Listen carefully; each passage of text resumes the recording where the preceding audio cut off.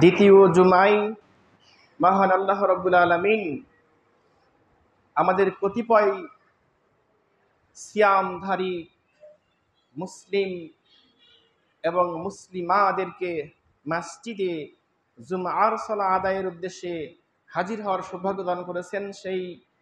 এই জন্য মহান রব্বুল আলামিনের দরবারে আমরা শুকরিয়া জ্ঞাপন করেছি। সবাই বলি আলহামদুলিল্লাহ।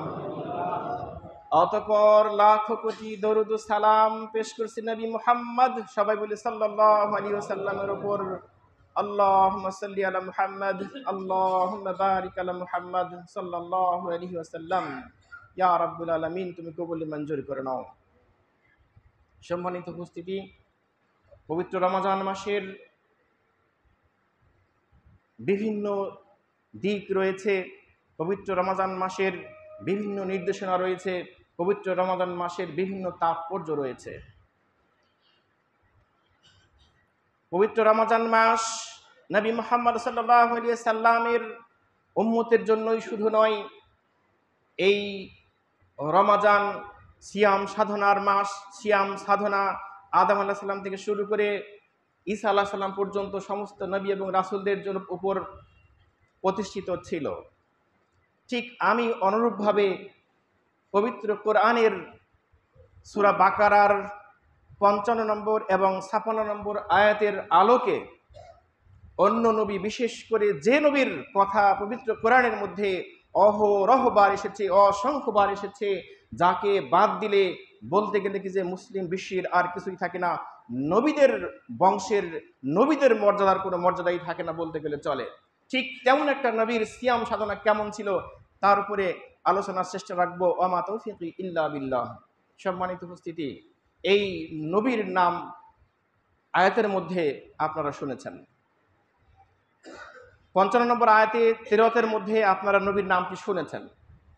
এই নবীর সিয়াম সাধনা কেমন ছিল আমি আপনাদের সামনে বলার চেষ্টা রাখবো ইনশাআল্লাহ। ফিরাউনের দলবল থেকে যখন ৪০০ বছরের গোলামির পর বনী ইসরাইলকে আল্লাহ রাব্বুল আলামিন মুক্ত করে মিশর থেকে লোহিত সাগর পার করে দিয়ে একটি নতুন পবিত্র জায়গাতে আল্লাহ রাব্বুল আলামিন বনী ইসরাইলদের ৬ লক্ষ মানুষকে একটি নিরাপদ আশ্রয় দান করেছিলেন। আলহামদুলিল্লাহ। কোন কোন প্রমাণে এসেছে ১২,০০০ থেকে ৬ লক্ষ বনী ইসরাইলদের এই বৃহত্তম মুসলিম বাহিনীকে আল্লাহ রাব্বুল আলামিন মুসা আলাইহিস সালামের নেতৃত্বে, আপনারা প্রথম আয়াতের মধ্যে মুসা আলাইহিস সালামের নাম শুনেছেন। মুসা আলাইহিস সালামের নেতৃত্বে কার্যক্রম চলছে, ইসলামী স্টেটের কার্যক্রম চলছে, ইসলামী পন্থায় শাসন কাজ চলবে, আল্লাহর দেওয়া বিধান অনুযায়ী মানুষকে জীবন পরিচালনা করতে হবে। তার প্রচণ্ড এবং অত্যন্ত কার্যকরী ভূমিকা রেখে নবী মুসা আলাইহিস সালাম তার কওমকে নিয়ে কার্যক্রম চালিয়ে যাচ্ছেন। একদিকে আল্লাহর বিধান নবী মুসা আলাইহিস সালামের কওমের প্রতি নির্দেশনা, আর অন্যদিকে অ্যান্টি ইসলাম, অ্যান্টি মুসলিম চক্রান্তের সর্বাধিনায়ক শয়তানের চক্রান্ত। শয়তান এসে নবী মুসা আলাইহিস সালামের কওমের নেতৃত্ব শ্রেণীর ব্যক্তিগুলোর কানে মোনা দিলেন। এমন করে কান মোনা দিয়েছে, এমনভাবে তাদের পক্ষে নিয়ে নিছে। নেওয়ার পরে তাদেরকে বলা হলো, মুসা হর হামেশাই এসে তোমাদেরকে বলে এটি আল্লাহর বিধান, আল্লাহর সাথে কথা হলো, এই আয়াতটি আল্লাহ দিয়েছেন, এই আইনটি আল্লাহ দিয়েছেন, এইভাবে বাস্তবায়ন করতে হবে, সেইভাবে বাস্তবায়ন করতে হবে, বাস্তবায়ন না হলে কি হবে, এর ফলাফল কি হবে, ইত্যাদি ইত্যাদি। কওমের লোকজন বলল, নেতৃত্বস্থানীয় ব্যক্তিগুলো মুসা আলাইহিস সালামকে বলল যে, হে মুসা, তোমার কথা সবসময় আমরা মেনে নিই, তুমি বলো যে এটি আল্লাহর বাণী, কিভাবে বুঝবো এটি আল্লাহর বাণী? এটা তোমার বাণী না আল্লাহর বাণী, এটা কি করে বুঝবো? মুসা আলাইহিস সালাম বললেন, ইন্না লিল্লাহ, নবী বলে স্বীকার করেছো, আল্লাহ আমাকে নবী বলে গ্রহণ করেছেন, তোমাদের কওমদের উপরে আমার প্রাধান্য দিয়েছেন, অথচ তোমরা সেটা বিশ্বাস কখনো করছো, কখনো অবিশ্বাস করছো। এটা তো হতে পারে না। তাহলে তোমরা কি চাচ্ছ? তারা বলে, আমরা আল্লাহর সাথে কথা বলতে চাই, আল্লাহর সাথে কথা বলে নিশ্চিত হতে চাই যে এই সমস্ত বিধান তুমি মন গড়া ভাবে আমাদের উপর বাস্তবায়ন করো, নাকি আল্লাহ সত্যিই তোমাকে নির্দেশনা দিয়ে থাকেন। আমরা কথা বলতে চাই। মুসা আলাইহিস সালাম বলেন, সর্বনাশ করেছে। আল্লাহ সবার সাথে কথা বলেন না, আল্লাহ কথা বলেন নবীর সাথে। নতুন একটা বাহানা শুরু করলো এই কওমের যারা সর্বাধিনায়ক তারা, কারণ শয়তান তাদেরকে বুঝিয়েছে। এখন তাই তারা চাচ্ছে যে আল্লাহর সাথে আমরা কথা বলে নিশ্চিত হতে চাই যে তোমরা তুমি এগুলো বানাও নাকি আল্লাহ দিয়ে থাকেন। এছাড়া আরো বিষয়, কেউ কেউ বলছে যে তুমি কখনো এসে বলো যে এটি আল্লাহ বলেছেন, আবার কিছুদিন কেটে যায়, 1 মাস 2 মাস কেটে যায়, 1 বছর কেটে যায়, আবার এসে বলো যে এটি আল্লাহ এই বিধান দিয়েছেন। কেন আল্লাহ একবারে একটি বিধান দিতে পারেন না? কেন তোমাকে আল্লাহ কোন লিখিত কিতাব দিতে পারেন না? ইত্যাদি। যাই হোক, বিভিন্ন অভিযোগ নবী মূসা আলাইহিস সালাম শ্রবণ করলেন এবং সিনাই পর্বতে যে আল্লাহকে বললেন, ইয়া রব্বাল আলামিন, আমার কওম আমাকে কি বলেছে তুমি অধিক অবগত আছো, তাই আমি তোমার দরবারে হাজির হয়েছি। ইয়া রব্বুল আলামিন, তারা তোমার পক্ষ থেকে একটি পূর্ণাঙ্গ কিতাব চাই, তোমার সাথে কথা বলতে চাই, ইত্যাদি ইত্যাদি। আমাকে মানতে চাই না, বলে যে আল্লাহর সাথে কথা বলাই দাও, তুমি একা কথা বলো, বলে এসে আমাদেরকে জানাও যে আল্লাহর সাথে কথা বলে এসেছে, আল্লাহ এই ব্যাপারে এই সিদ্ধান্ত দিয়েছেন। কেন আমাদের সাথে সবার সাথে কথা বলতে পারেন না? আল্লাহ রাব্বুল আলামিন মূসা আলাইহিস সালামের আবেদন কবুল মঞ্জুর করে নিলেন এবং বললেন, ঠিক আছে, তুমি ওরা কারা কথা বলতে চাই, কে কথা বলতে চাই, সিনাই পর্বতের আসার পারমিশন দিলাম, তাদেরকে নিয়ে এসো, কথা হবে। এবার মূসা আলাইহিস সালাম ফিরে চলে গেলেন, যে কওমের বললেন, কওমদের সবার কাছে তিনি সংবাদ পৌঁছাই দিলেন, আল্লাহ তোমাদের সাথে কথা বলতে সুযোগ সৃষ্টি করার জন্য সিনাই পর্বতে ডেকেছেন, তোমরা যেতে রাজি আছো, কারা যাবে, কে যাবে? এরপরে সাহস আর হয় না, আল্লাহর সাথে কথা বলতে হবে, আল্লাহর সাথে কথা বলে সিদ্ধান্ত নেব, যাচাই করবো যে সত্যি আল্লাহ বলেন কিনা। এরপরে সাহসে আর কুলোই না। এরপরে 12,000 থেকে 6 লক্ষ বনী ইসরাঈলের সম্প্রদায়ের মধ্যে কানাঘুষা চললো যে না, কেউ বলে না, কথা বলতেই হবে, মুসার সত্যতা যাচাই করতে হবে।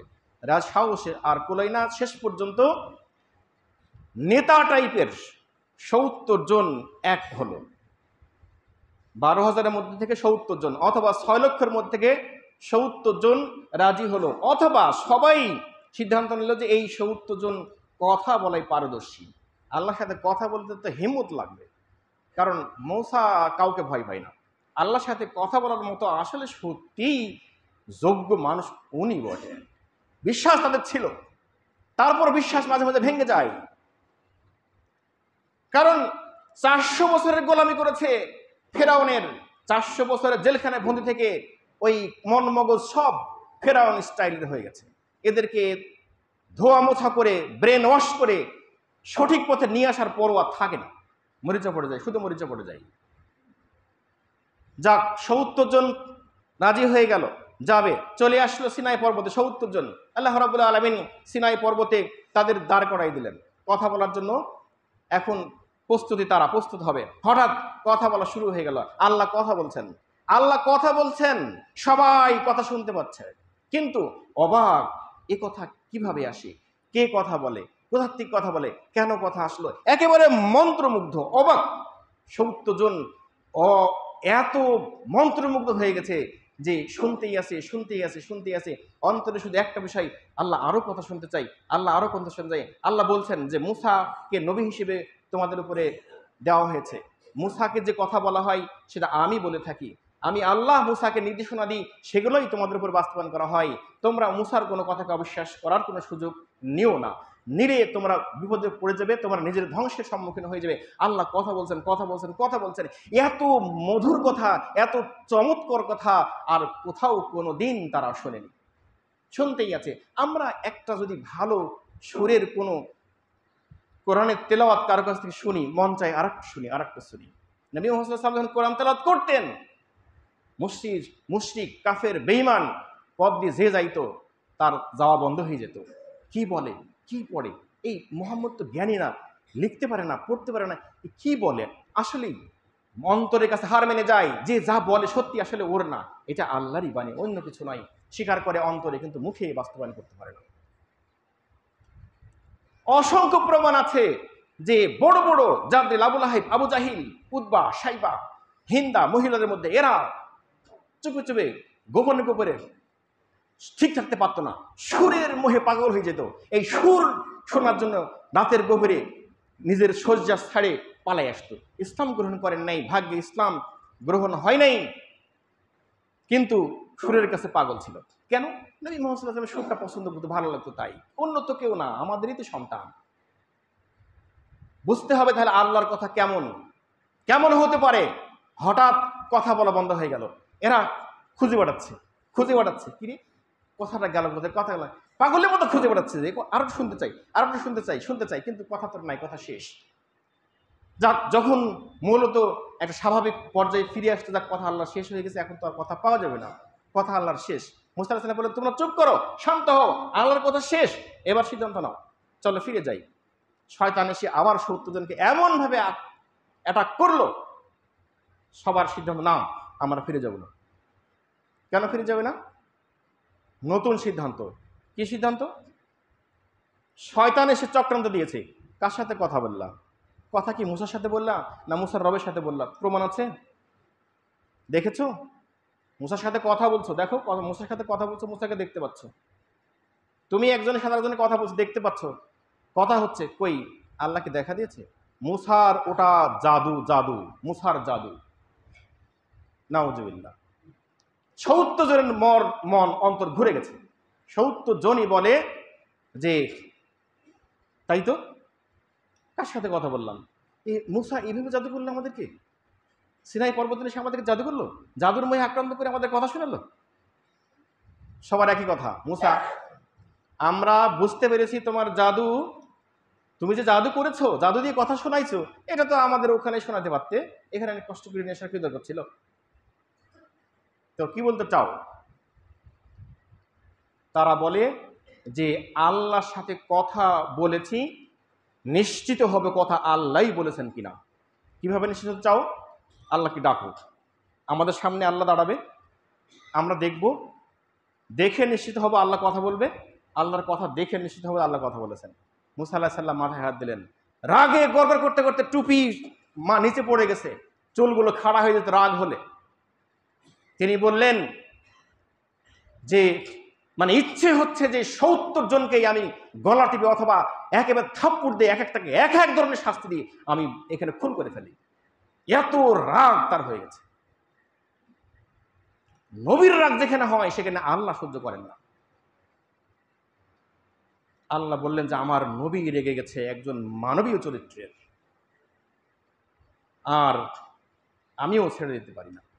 মুসা আলাইহিস সালাম তারপরও রাগ চেক দিয়ে বললেন যে দেখো ভাই সব, তোমরা আজকে সম্মানীয় মানুষ, তোমরা বনী ইসরাইলের নেতা, তোমাদের কথাবার্তা জনগণ শোনে, আমি জাস্ট মাত্র আল্লাহর একজন বার্তা বাহক, তোমাদের কাছে বার্তা পৌঁছাই দিই, তোমরাই তো কাজ করে থাকো, তোমাদের কাজ করতে হবে, তোমরা এরকম আবেদন করো না।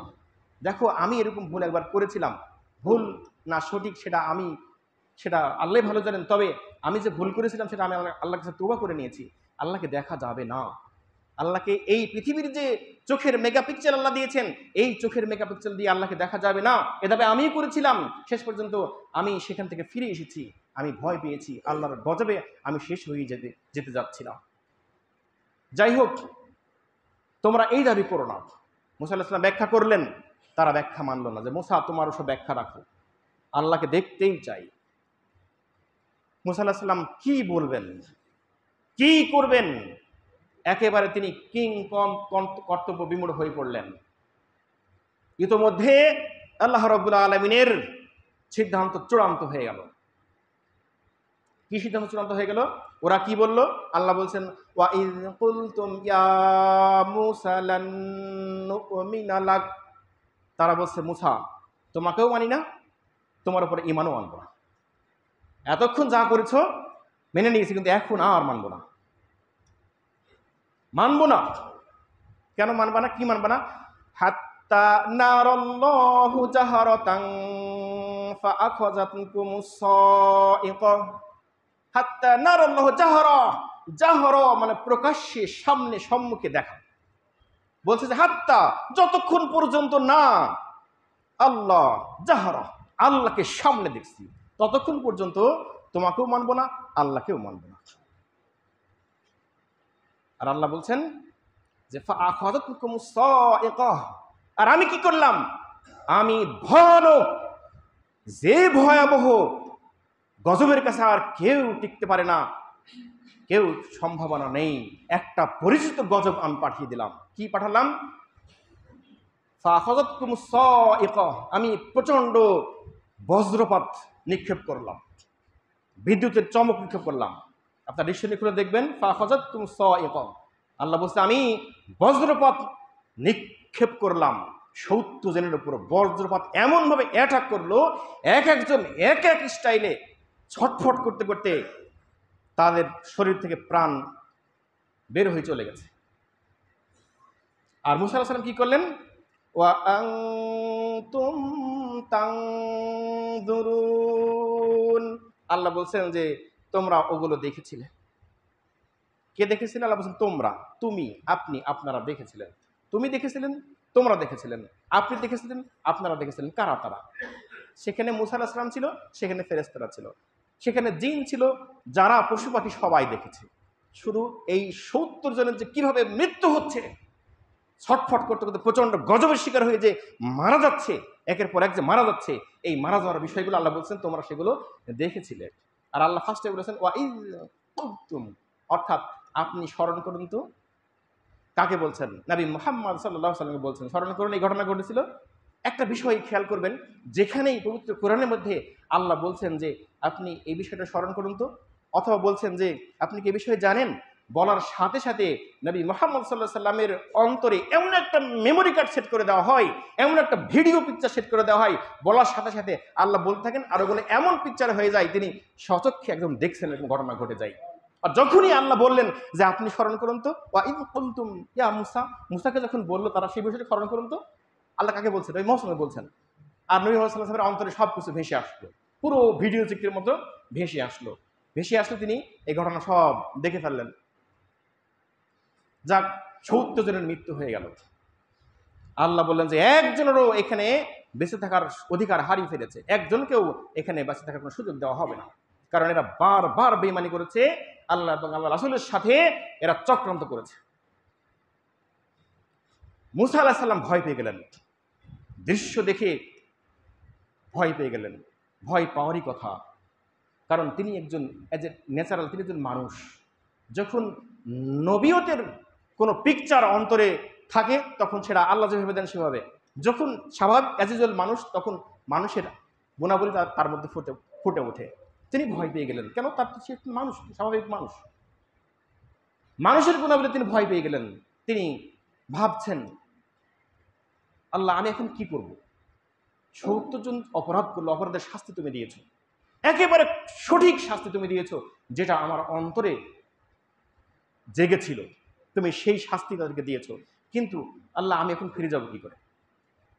6 লক্ষ বনী ইসরাইলের মানুষ, এই কওমের কাছে যদি আমি তাদেরকে না নিয়ে ফিরে যাই, তাহলে ওরা আমার নবীয়তকে অস্বীকার তো করবেই, আমাকে আস্ত রাখবে না, আমাকে লাঠি সোঁটা দিয়ে পিটিয়ে মারবে, এবং এমন এক এক্সাম্পল সৃষ্টি করবে যে এই নবী ছলে বলে কৌশলে সে 70 জন নেতাকে কওম থেকে বের করে নিয়ে গিয়ে এমন একটা কৌশল এটেছে যে কৌশলে 70 জনকে এখানে খুন করেছে। খুন করে সে এখন একা ফিরে আসছে, কারণ এখানে সবার সামনে এদেরকে খুন করা মুসার জন্য কষ্ট এবং কঠিন ছিল, যেটা সে একটা গোপন জায়গাতে নিয়ে যেয়ে সবাইকে খুন করেছে। মুসা আলাইহিস সালামের অন্তরে এই বিষয়টা জেগে উঠল। তিনি আল্লাহর কাছে সিজদায় পড়ে গেলেন, ইয়া রাব্বুল আলামিন, এই মুহূর্তে এভাবে যদি আমি চলে যাই তাহলে আমাকে হয়তো বিপদের সম্মুখীন হতে হবে। তাই মুসা আলাইহিস সালাম বললেন যে আল্লাহ, আমি তাদের প্রাণ ভিক্ষা চাচ্ছি। তারা বারবার অপরাধ করেছে, মেনে নিলাম। তারা এত বড় অপরাধ করেছে, এই অপরাধের ক্ষমা নাই, আমি বুঝতে যাচ্ছি। সবচেয়ে বড় অপরাধ হলো যে মুসা আলাইহিস সালাম তখন অন্তরে ভেসে উঠল যে অপরাধের আসলে শেষ নেই। তিনি বললেন যে তাওরাতকে অস্বীকার করে ফেলল। তারা এর আগের চক্রান্ত ছিল যে যেহেতু বলেছে যে তাওরাত একটা লিখে দেয় না, ওই সময়তেই নবী মুসা আলাইহিস সালাম বললেন, আল্লাহ, লিখিত কিতাব আমার কম চাই। একের পর এক যে কিতাব তুমি দাও, আয়াত তুমি দাও, এগুলোর উপরে সন্দেহ পোষণ করে। লিখিত কিতাব লিখিতভাবে চাই। আল্লাহ তার আবেদন মঞ্জুর করে নিয়ে বললেন, মুসা, কওম থেকে 1 মাসের ছুটি নিয়ে এসো। 1 মাসের ছুটি নিলেন মুসা আলাইহিস সালাম আল্লাহর নির্দেশে।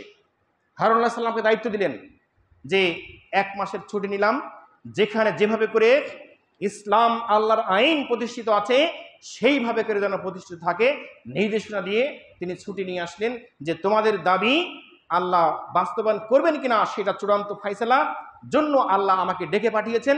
1 মাসের ছুটি তোমাদের কাছ থেকে আমার নেওয়ার জরুরি হয়ে পড়েছে। এইভাবে করে কমকে বুঝাই তিনি চলে আসলেন সিনাই পর্বতে। আল্লাহ বললেন যে মুসা, এক টানা, আমি বলছিলাম যে সিয়াম কেমন ছিল, এক টানা সিয়াম থাকবে 1 মাস। আমাদের সিয়াম সুবে সাদিক বা সাহারি থেকে শুরু হয়, সূর্যাস্তের সাথে সাথে আমাদের সিয়াম শেষ। কত রকমের খাদ্য খাবার আমরা খাচ্ছি, আমাদের কয়েক ঘন্টা। কিন্তু মুসা আলাইহিস সালামকে আল্লাহ নির্দেশ দিলেন যে সাহারি করো একবার, আর আমি নির্দেশ না দেওয়া পর্যন্ত একটানা সিয়াম পালন করো, আমার ইবাদত বন্দিগিতে মশগুল থাকো সিনাই পর্বতে, পবিত্র উপত্যকায়। মুসা আলাইহিস সালামের নির্দেশনায় কাজ করছেন, আল্লাহর নির্দেশনায় কাজ করছেন। 29 দিন পূর্ণ হয়েছে, একটানা, মাঝখানে কোনো ইফতার নেই, কোনো সাহারি নেই, একবারেই চলছে 29তম দিন। আগামী দিন 30 দিন পূর্ণ হবে 1 মাস। মুসা আলাইহিস সালাম ভাবলেন যে আল্লাহর ইবাদত বন্দেগী এত পরিমাণে করেছি, করতে করতে একটু জড়তা মুখের মধ্যে এসেছে। আর জানেন আপনারা যে কথা বলে তার জড়তা ছিল, তিনি জড়তা কাটার জন্য পকেটে যে মিসওয়াক ছিল উনি দাঁতে দিয়েছেন, অর্থাৎ আমরা যেটা ব্রাশ করা বলি, দাঁত মাজা বলি, তিনি দাঁত মাজলেন। আল্লাহ বললেন, মুসা, তোমাকে কি ব্রাশ করার জন্য, দাঁত মাজার জন্য আমি নির্দেশনা দিয়েছি? এতটুকুতেই শেষ? মুসা আলাইহিস সালাম বললেন, আল্লাহু আকবার, আমি অপরাধ করে ফেলেছি, আল্লাহ আমাকে ক্ষমা করুন। মুসা আলাইহিস সালাম বুঝতে পারলেন, কারণ আমি এখান থেকে উঠবো, আমি ব্রাশ করবো কি না করবো সেটা আমার সিদ্ধান্ত কেন, এটা আল্লাহর সিদ্ধান্ত হবে। আল্লাহ বললেন, তোমার জন্য আরো 10 দিন বাড়িয়ে দেওয়া হলো শাস্তি, কাফফারা, যে তুমি অপরাধ করেছো, তুমি অপরাধ বলতে তুমি একটু ব্যতিক্রম করে ফেলেছো, এই জন্য তোমার কাফফারা আরো 10 দিন। তাহলে 30 দিনের সাথে আরো 10 দিন যোগ হয়ে গেল, মোট হয়ে গেল 40 দিন। 40 দিন একটানা সিয়াম পালন করলেন। আল্লাহু আকবার। দেখেন সিয়ামের কি স্টাইল, আর আমাদের স্টাইলটা কিরকম, কত সহজ করে দিয়েছেন আমাদেরকে আল্লাহ রাব্বুল আলামিন। সর্বশেষ নবীর উম্মত হিসেবে আমরা আল্লাহর কাছে যে কত প্রিয়, এটা আমরা নিজেরাও বুঝি না। আমাদের যে কত দাম, এই দাম আমরা নিজেরাও আসলে বুঝি না। বুঝলে একটা সিজদা, যদি বুঝতাম একটা সিজদা আল্লাহকে করেছি, সুবহান রাব্বিয়াল আলা, সুবহুন কুদ্দুস রব্বুনা রব্বুল মালাইকাতি ওয়ার রূহ, যদি বুঝতাম যে এটা কি জিনিস, তাহলে জিব্রাইল, আমার এক সিজদা যে জিব্রাইল আলাইহিস সালামের 70 বছর সিজদা করার চেয়েও দামি, এটা যদি বুঝতাম তাহলে আমি শুধু সিজদাই করতাম। আল্লাহ। তো যাক, বলছিলাম যে আমরা কত দামি উম্মত, আর কত সহজ করে দিয়েছেন আমাদের জীবনযাপনকে আল্লাহ রাব্বুল আলামিন। মুসা আলাইহিস সালাম 40 দিনের দিন উপনীত হলেন, আল্লাহর কোনো অর্ডার না আসা পর্যন্ত তিনি স্থির রইলেন। ইতিমধ্যে অনেক ঘটনা ঘটে গেল ওইদিকে, মুসা আলাইহিস সালাম বুঝতে পারলেন না। যাক, মুসা আলাইহিস সালাম অত্যন্ত স্টিলভাবে আল্লাহর বিধান বাস্তবায়ন করার জন্য, পালন করার জন্য ব্যস্ত হয়ে আছেন। 40 দিনের দিন আল্লাহ রাব্বুল আলামিনের পক্ষ থেকে জিবরাইল আলাইহিস সালামকে দেওয়া হলো তাওরাত কিতাব। জান্নাতের কোনো গাছের কাষ্ঠ ফলকে অথবা কোনো পাথর ফলকে লিখে নিয়ে এসে নবী মুসা আলাইহিস সালামকে বলা হলো যে আপনার তওরাত নিন, এটি আল্লাহর রিওয়ার্ড, আপনার এই দীর্ঘ 40 দিনের সাধনার ফসল। আল্লাহ বাস্তবায়ন করেছেন, কবুল করেছেন। মুসা আলাইহিস সালাম এতই খুশি হলেন, কি খুশি হলেন সেটা আমি বুঝবো কি করে? একটা বাচ্চাকে একটা চকলেট দিলে কি খুশি হয় ওটা আমার কি জ্ঞান আছে বোঝার? ওই বাচ্চাটাই বুঝেছে। হ্যাঁ, আমি বুঝবো কোনটা, যে আমাকে একজন ব্যক্তি 10 কোটি টাকা দিয়েছেন, ওইটা আমি বুঝবো, কারণ আমার বোঝার বোধগম্যতা আছে 10 কোটি টাকা কি জিনিস। 10 কোটি দিলেন, হ্যাঁ দিলাম, রিওয়ার্ড হিসেবে দিলাম। কেন? আপনি এখানে চাকরি করেছেন, আমি খুশি হয়েছি, আপনাকে 10 কোটি টাকা দিলাম, বাস। আমি যে কত খুশি হবে সেটা আমি বুঝি, আর কেউ বুঝবে না। তো মুসা আলাইহিস সালামের খুশি, মুসা আলাইহিস সালাম যে কত খুশি হয়েছেন এটা কিভাবে আমরা বুঝবো? কারণ ওই 40 দিনের সিয়াম আমরা রাখি একটা না, তারপরে যদি কোন রিওয়ার্ড পাই তখন বুঝবো কি জিনিস। যাই হোক, প্রচণ্ড খুশিতে এক্সাল্টেন্ট মুডে তওরাত কিতাব নিয়ে 2 বগলে ধরে নিয়ে চলে আসলেন। এসে কওমকে সব ডেকে বললেন যে আল্লাহ তোমাদের দোয়া কবুল করেছেন, আমার আবেদন কবুল করেছেন, তওরাত কিতাব দিয়েছেন। শয়তানের চক্রান্তে আক্রান্ত হওয়া এই ব্যক্তিগুলো বলল যে তুমি 1 মাসের ছুটি নিয়ে গেলে তওরাত লিখার জন্য, 1 মাসে পারলে না, 40 দিন সময় লেগে গেল। কেন? আমাদের সহযোগিতা নিয়ে সমস্যা ছিল, আমাদেরকে বললে তুমি বলতে আমরা লিখে দিতাম। নাউজুবিল্লাহ। এরা তো বিভিন্ন ধরনের অপকর্মের সাথে জড়িত তো হয়েছেই, আমি ওইদিকে যাচ্ছি না। কারণ সামিরের নিয়ন্ত্রণে যে গোবৎসের পূজা শুরু করেছিল আপনারা জানেন ঘটনা। তো এত পাপের মধ্যে থেকে অন্তরগুলো এমন পাপে ভরে গেছে যে কোনো কিছুই আর আল্লাহর ওপর বিশ্বাস রাখতে চাই না। নবী মুসা আলাইহিস সালাম বললেন যে এরা কত বড় শয়তান, আমি কত আনন্দিত হয়ে এদের জন্য তওরাত কিতাব নিয়ে আসলাম, আর এরা বলে যে তুমি বসে বসে তওরাত কিতাব লিখে আনলে, 30 দিনে পারলে না, 40 দিন সময় নিলে, আর এভাবে করে লিখে নিয়ে এসে বলছে তওরাত আল্লাহ দিয়েছে। নাউজুবিল্লাহ। এই যে রাগ, বিভিন্ন রাগ এক জায়গাতে হয়েছে মুসা আলাইহিস সালামের, যে তোদেরকে কিভাবে শাস্তি করবো। এখন তিনি ভাবছেন যে এদের জন্য কি আবার দোয়া করবো? এরা এত বড় পাপী, লোহিত সাগরের মধ্যে ফেরাউন ডুবে গেল, হাবুডুবে খেয়ে ফিরাউন না, শুধু না, ফেরাউনের সমস্ত সেনাবাহিনী ডুবে মরে গেল। কয়েকদিন যাওয়ার পরে ওরা বলছে যে এটা কি সহজ কথা, এটাকে মানা যায়? ফেরাউন ডুবে মরেছে, এটাকে বিশ্বাস করা যায়? 400 বছরের পরিচিত একটা মানুষ, যার দাম্ভিকতা, যার কঠোরতা আমরা বুঝি, মুসা কি বোঝে নাকি? মুসা দেখলো ডুবে গেল, ডুবে গেল, এত সহজ? ফেরাউন কখনো ডুবার নয়, ও আক্রমণ করলো বলেন। মুসা আলাইহিস সালাম বললেন যে হাই আল্লাহ, আমি এদেরকে আর কি করে বোঝাবো যে ফেরাউন ডুবে মরেছে? বিশ্বাস করতে চায় না এরা।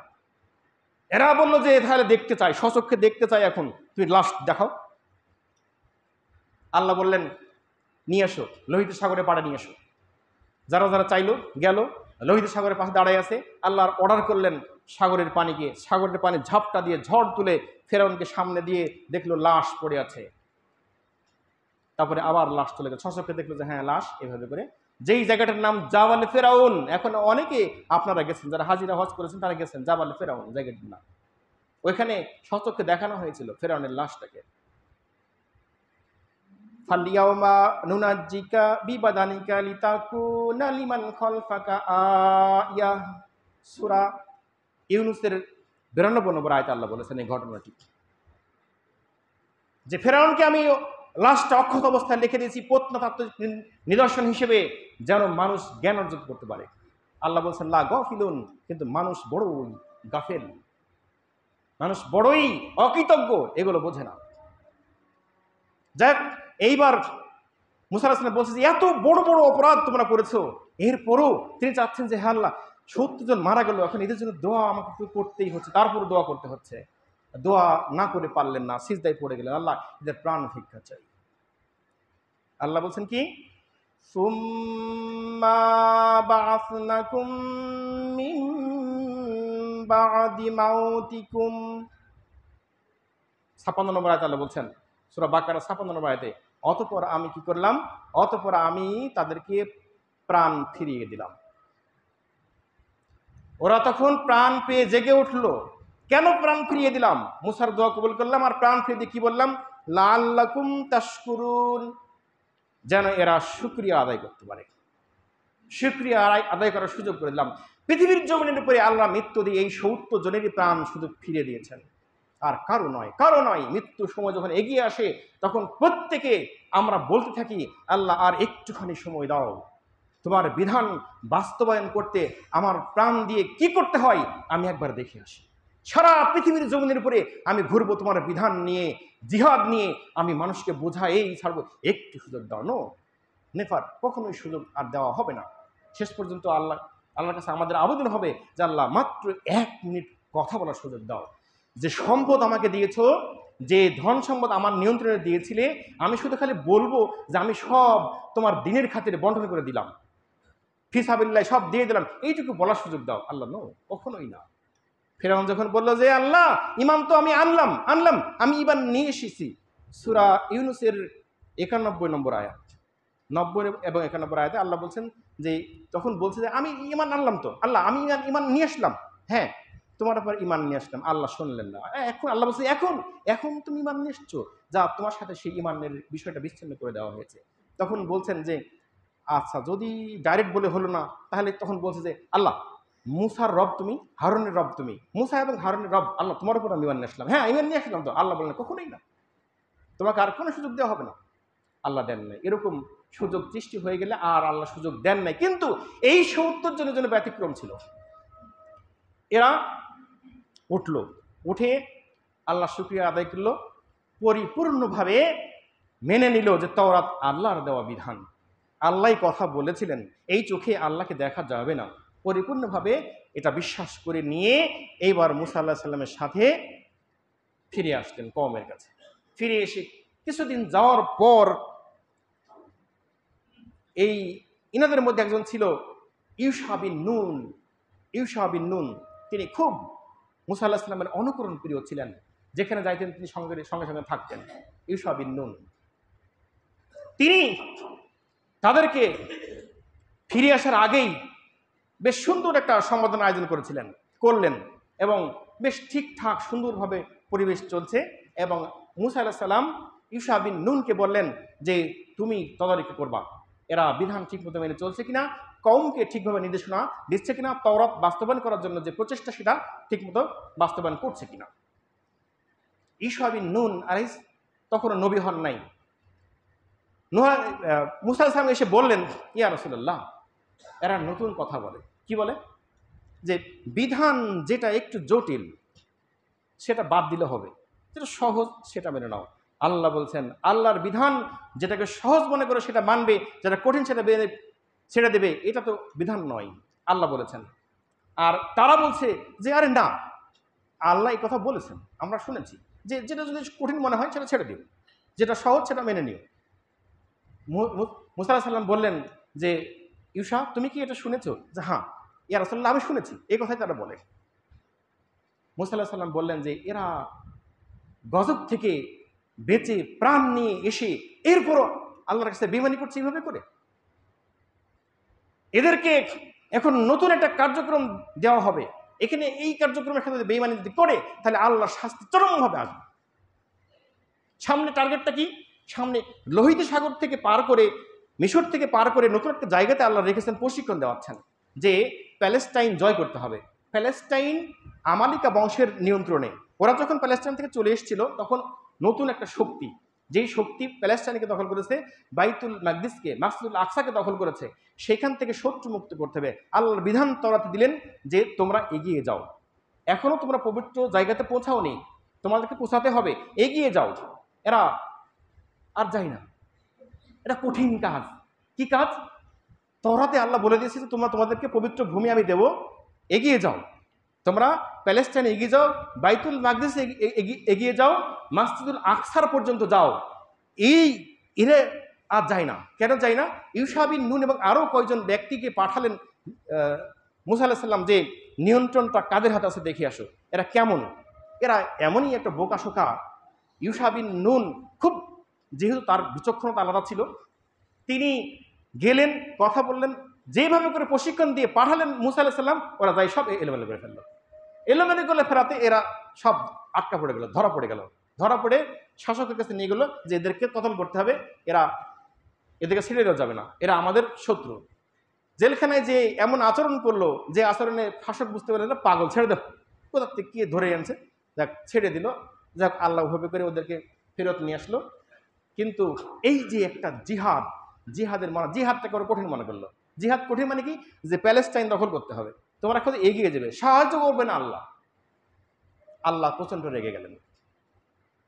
এরপরে পরপর গজবের সামনে গেছে, অর্থাৎ দেওয়া বিধান, আল্লাহর দেওয়া বিধানকে বারবার বেঈমানি করেছে। এতো মধ্যে এইভাবে করে চলতে হারুন আলাইহিস সালামের মৃত্যু হলো, মুসা আলাইহিস সালামের মৃত্যু হলো। নতুন দায়িত্ব পেলেন। এখন ব্যাপারটা বুঝেন যে নতুনত্বের হাতে আল্লাহ দায়িত্ব তুলে দেন, পুরাতন থেকে দায়িত্ব নিয়ে নতুনের দায়িত্ব তুলে দেন, নতুনকে নতুনভাবে আল্লাহ সাজিয়ে তোলেন। এটা নিয়ম, পৃথিবীর নিয়ম। পৃথিবীর সৃষ্টির 50,000 বছর আল্লাহর সিদ্ধান্ত যে কওমকে পরিচালনা করার জন্য সবসময় নতুনত্ব আসবে।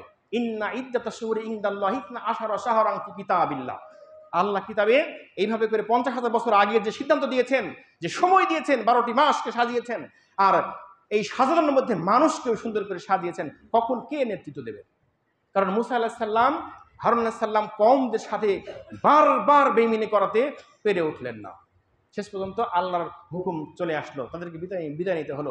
নতুনের হাতে ইউশা বিন নুন কঠিন সিদ্ধান্ত নিলেন, যদি জিহাদের পেছন পাও আমি কাউকে ছেড়ে দেবো না। মুসা আলাইহিস সালাম তোমাকে ছেড়ে দিয়েছেন, আমি ছেড়ে দেবো না। আল্লাহর বিধান তোরাতকে বাস্তবায়ন করবো ইনশাআল্লাহ।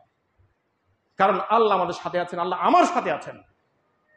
সবাইকে তৈরি করে মায়ের পিটায়ে অভিযান চলো, অভিযানে যাবা না, আমার পেছনে হাঁটো। কোথায় হাঁটবা? একেবারে দল বল বেঁধে সবকিছু নিয়ে পালাচ্ছে, ফেরাউনের মিশরে পালাই যাও। আল্লাহ বললেন তোদেরকে নজরবন্দি করা হলো। স্পষ্ট করে আয়াত দিলে বললেন যে আমি ওদেরকে নজরবন্দি করে ফেললাম, জেলখানায় আটকাই দিলাম। কিভাবে জেলখানায় আটকালেন? প্রাচীর নাই, কিচ্ছু নাই, যাবে তো সবকিছু বেঁধে নিয়েছে, যাচ্ছে, সারাদিন যাচ্ছে, দৌড়াচ্ছে যে ইউশা বিন নুনের কাছ থেকে জিহাদ করতে চায় না, ইসলাম প্রতিষ্ঠা হোক বা নাক দেখেন নাই, পালাচ্ছে সারাদিন ধরে পালাচ্ছে। 10 দিন, 5 দিন, 15 দিন, 20 দিন, 1 মাস পালাচ্ছে, পালায় ঘুরে যেখানে গেছিলাম ওইখানে এসে আবার হাজির হয়েছে। কি এটা কি হলো? 1 মাস দৌড়ালাম, পালাই গেলাম, ইউশার কাছ থেকে যে পালাই গেলাম, এখানে আর থাকবো না, আবার এখানেই। দিস ইজ কল্ড নজরবন্দি। এটাই আল্লাহর জেলখানা। আল্লাহর জেলখানা কিন্তু কঠিন। আল্লাহ প্রাচীর দিলেন না, কিছুই দিলেন না, জেলখানা আটকাই দিলেন যে পালাবা। ইউশা বিন নুন যেভাবে ইসলাম বাস্তবায়ন করতে চাই সেভাবে করে বাস্তবায়ন করো, না হলে মরো।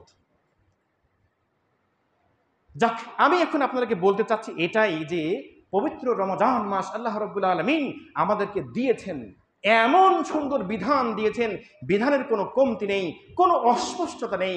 আল্লাহ বললেন ইন্না আনজালনাহু ফি লাইলাতিল কদর। আল্লাহ বললেন যে আমি তোমাদেরকে কদর দিয়েছি। ওমা আদরাকা মা লাইলাতুল কদর। তোমরা কি জানো, আপনি কি জানেন কদরটি কি জিনিস? লাইলাতুল কদর খায়রুম মিন আলফি শাহর।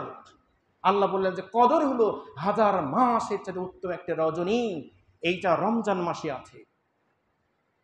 আর আমরা মুসা আলাইহিস সালামের কওমদের নিয়ে সমালোচনা করি যে এত খারাপ, আমরা কি ভালো? আসলে আমরা কি ভালো? আমাদের চেহারা স্রোত, আমরা একেবারে জান্নাতি মানুষের মতো, ফেরেশতার চেয়েও আমাদের দাম বেশি। হামেশাই আমরা যেভাবে কথা বলি মনে হয় যেন ফেরেশতাও এর সাথে পারে না। অথচ বলছে যে লাইলাতুল কদর ভাগ্য রজনী, রমজানের নয়, ভাগ্য রজনী রমজানের আগের মাসে, শাবান মাসে ভাগ্য রজনী। নাউজুবিল্লাহ। তাহলে ওই মুসা আলাইহিস সালামের তাওরাতের অনুসারীদের যে ভুল, আমাদের সেই ভুলের জন্য আল্লাহ কি করতে পারেন আমাদের? আল্লাহ বললেন শিরক খুঁজে পাও না, সবচেয়ে বড় শিরক হলো আল্লাহকে না মেনে নেওয়া। আল্লাহকে না মেনে নেওয়া কোনটা? আমরা বুঝি না আল্লাহকে না মেনে নেওয়া কি জিনিস। পবিত্র কোরআনকে দুনিয়ার জীবনে বাস্তবায়ন করতে হবে, এটাই তো আল্লাহকে মেনে নেওয়া। আল্লাহকে মানলেন না, আল্লাহর কোরআনকে মেনে নিয়ে, আল্লাহর কোরআনকে সংবিধান হিসেবে নিয়ে দেশ পরিচালনা করতে হবে, সমাজ পরিচালনা করতে হবে, রাষ্ট্র পরিচালনা করতে হবে, পরিবার পরিচালনা করতে হবে। আর আমরা কি বলি? আরে না, এইটা তো ইনার দেওয়া বিধান, এটা ভালো, এইটা আমাদের নেতার দেওয়া বিধান। একটু খুলে বললেই ভালো হয় মনে হয়, খুলে বললে ভালো হয়। বলতে কি বলতে চাচ্ছে আপনারা বুঝতে পেরেছেন যে এইটা আমাদের নেতা শেখ মুজিবুর রহমানের দেওয়া বিধান, এটা মানতেই হবে। এটা আমাদের জিয়াউর রহমানের দেওয়া বিধান, এটা খালেদার দেওয়া বিধান, এটা হাসিনার দেওয়া বিধান, এটা মানতেই হবে। দৌড় কোরআনে কি বলেছে সেটা ছেড়ে দাও, নাউজুবিল্লাহ। এইটাই আমরা মুসা আলাইহিস সালামের কওমের চাইতে সবচাইতে বেশি দূরে চলে গেছি। কখনো কি ভেবে দেখেছি? আজকে যদি নাম ধরেই বলতো তার কোনো সমস্যা হওয়ার কথা না। আজকে যদি বাংলাদেশের জমিনে আওয়ামী লীগ যদি বলে কোরআন বাস্তবায়ন হবেই হবে, তাহলে কি অসুবিধা হয়? যদি বিএনপি বলে যে কোরআন বাস্তবায়ন হবেই হবে, আসো আমাদের সাথে, আমাদের জাতি কোনো সমস্যা আছে? কমিউনিস্ট যদি বলে যে সংবিধান কোরআন, এই কোরআন দিয়েই বিধান বাস্তবায়ন হবে, আসুন, তাহলে কি আমরা ওই মুসা আলাইহিস সালামের কমের চেয়ে একটু ভালো হয়ে যাই না? যাই তো। তা আসুন, আমি আপনাদের কাছে এটাই বলতে চাই, রমজান মাসে, পবিত্র রমজান মাসে আল্লাহর বিধান বারবার পড়ছি, অসংখ্যবার পড়ছি, কিন্তু একটু ভাবেন তো যে আমি কি কখনো ভেবেছি যে কোরআনটা শুধু আমার পড়ার জন্য? ইকরা কিতাবাক, এই কিতাবটা শুধু পড়ার জন্য না, এটা বাস্তবায়ন করার জন্য। কার জীবনে বাস্তবায়ন করবো? আমার নিজের জীবনে বাস্তবায়ন করি। তাহলে নিজের জীবন বাস্তবায়ন করতে হলে আপনি কি পারবেন? আপনি ধরে নিন যে আপনি একটা ব্যাংকের আপনার টাকা রাখবেন, এই ব্যাংকটা আপনি আপনার নিজের জীবনে কোরআন বাস্তবায়ন করেছেন, হাদিস বাস্তবায়ন করেছেন, ব্যাংকটা কার নিয়মে চলে? আপনার টাকা কি ব্যাংকে রেখে আপনি মনে করছেন যে ওটা কি একেবারে কোরআনে দেওয়া বিধান অনুযায়ী ব্যাংক চলছে, আমি রাখলাম? আপনি বাজারে যাবেন, বাজার করবেন, কেনাকাটা করবেন, আপনি কি মনে করছেন যে বাজারটা পরিচালনা করছে কোরআন দ্বারা? তাহলে সংসদ থেকে একেবারে সে রান্নাঘর পর্যন্ত সব জায়গাতে কোরআনের বিধান বাস্তবায়নটা হলোই আল্লাহর বিধান বাস্তবায়ন হওয়া। তাহলে পবিত্র রমজান মাসে কোরআন পড়ুন এবং সিদ্ধান্ত নিন, আমরা আওয়ামী লীগের সাথেই থাকবো যদি বলে কোরআন সংবিধান, আমরা বিএনপির সাথেই থাকবো যদি বলে কোরআন সংবিধান, আমরা জামাতের সাথেই থাকবো যদি বলে কোরআন সংবিধান, আমরা কমিউনিস্টের সাথেই থাকবো যদি বলে কোরআন সংবিধান হবে। তাহলে আমরা আছি। আল্লাহ আমাদের উপরে এতই রহমত বর্ষণ করেছেন যে বলে শেষ করা যাবে না। আজকে সালাত আদায় করছি আমরা, কত সুন্দরভাবে করছি দেখেন তো। একটুও বাইরে আমরা বেরোলে মৃত্যুর ভয় আমাদের নাই। অথচ দেখেন তো প্যালেস্টাইনে আজকের জুমাতে তারা কিন্তু পারছে না। পার্শ্ববর্তী ইন্ডিয়াতে দেখেন তো পারছে না। বারবার বাংলাদেশের উপরে আঘাত হানছে, তো বারবার আঘাত হানছে। দিয়ে কি করার চেষ্টা করেছে আপনারা দেখেছেন। সিদ্ধান্ত নিন, কোরআন রমজান মাসে বেশি বেশি করে পড়ুন, আল্লাহর কাছে আবেদন রাখুন যে আল্লাহ কোরআনের বাস্তবায়ন যাতে হোক। কার দ্বারা হবে আল্লাহ জানেন, কে করবে এটা আল্লাহ ভালো জানেন, কিন্তু কার দ্বারা হবে, কিভাবে হবে, যেভাবেই হোক আল্লাহ, আমি সেই পক্ষে আছি, এটি আল্লাহকে বলুন। আল্লাহ রাব্বুল আলামিন মুসা আলাইহিস সালামের ভুল ভ্রান্তিগুলো এবং আমাদের ভুল ভ্রান্তিগুলো একত্রিত করে কম্পেয়ার করে আমরা সঠিক সিদ্ধান্ত যেন উপনীত হতে পারি। এই রমজান মাসে সেই সঠিক সিদ্ধান্ত দেওয়ার মালিক তুমি, আমাদেরকে কবুলে মঞ্জুর করে নাও। আল্লাহুম্মা আমিন। ওয়া আখির দাওয়ানা আলহামদুলিল্লাহি রাব্বিল আলামিন।